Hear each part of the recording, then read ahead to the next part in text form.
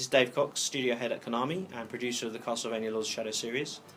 Hopefully you guys will enjoy the game. It's a sprawling action and adventure game with lots of secrets, lots of emotion and lots of surprises. I think we learned quite a lot of lessons with the previous game. It was, we were very happy with the outcome, but we felt we could have done some things better. One of the things that we got a lot of feedback from the fan base was they wanted to do more exploration. They really wanted to explore the world that we tried to create with the first game. And that was one of our design goals, was to create a world that people wanted to spend some time in.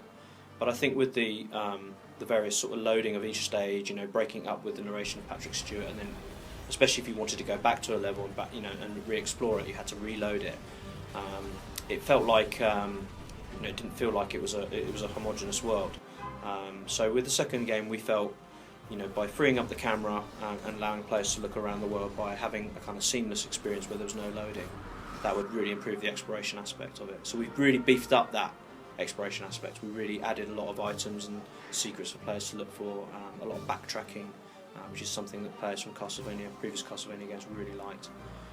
So we've beefed that up. People really liked the combat in the first game, but we felt we could refine it and make it better, make it more strategic, and give players more toys to play with, more weapons, more items and abilities. So we've done that. We've given the player 2 new weapons beside the Shadow Whip, and we've given the player a thing called Mastery, which allows them to upgrade those weapons and make them more efficient at what they do. The player has more secondary weapons, but of course he also has vampiric abilities, which allow him to experience new types of gameplay which we haven't seen in Castlevania before. So that's another aspect we wanted to improve. Of course, we wanted to also have the deep emotional storyline that we had in the previous game and take that to the next level, really. We wanted to present a character that wasn't just black and white, a character that was tragic that players could identify with, but we wanted to give that character an edge that we didn't have in the previous game. So I'm sure if you've played the preview, you'll see that he does some pretty nasty things, and he's not your typical vampire.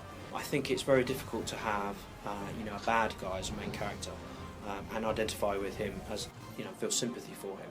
I think one of the great things about shows like The Sopranos, for example, is you've got Tony Soprano, who's this evil guy, but by the end of the series you're kind of rooting for him. And I think that's something we wanted to do with this Dracula, was to have a character that you watch and you're shocked by the things that he does. You know he's evil, you don't agree with him, but you feel sympathy for him, you feel an affection for him, you want him to win out. I think that's something that we've tried to achieve with this game, and hopefully you guys will be the judge, but I think this Dracula is a Dracula we've not seen before. But at the same time, we want the players to identify with that character. It's important that they feel some kind of sympathy for that character. So that's been quite a difficult balancing act to do, to present a character that felt real, that felt like this kind of badass vampire, but felt like somebody we could kind of see ourselves doing, so things we could see ourselves doing as a character. God is with me, monster. It's more like a game world in terms of, especially as it is an open world game, but it's a world that opens up as you explore. So I'd say it has more in common with the Zelda type game. So we kind of lead you down a path at the beginning, and the more you explore, the more the world becomes available to you, and the more you get more abilities, the more reason you have to go back and backtrack and find new things. One of the things that we showed in the demonstration was the mist ability, having the mist ability. It's very useful in combat, especially when enemies grab you. You can use mist to get away from their grab, or you can pass through enemies to attack them from the rear. But once you've got the mist ability, you realise that I can go back to previous areas where there's these bars that stop me from going through. Now I can pass through that area, and that opens up a new part of the world for me. So we've tried to balance the abilities that you get with exploration and with combat, so both ways. One of the things you might have seen in the preview build is that with the Void Sword you can freeze enemies using the Void Projectile, but you can also freeze environmental objects, and again that allows you to reach new areas to explore, so you can freeze waterfalls and things like that. So it's that kind of balance of action adventure, which we think is really important for a Castlevania game, and the hack and slash component, which people really liked. So I think this is a much better melding of those concepts than the first game. So hopefully the comparisons with other hack and slash games like God of War will go away, because this game is much more of a sort of a deep adventure game.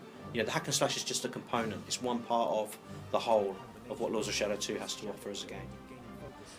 The game comes out on Xbox 360, PlayStation 3 and PC on February 25th in North America and February 27th in Europe.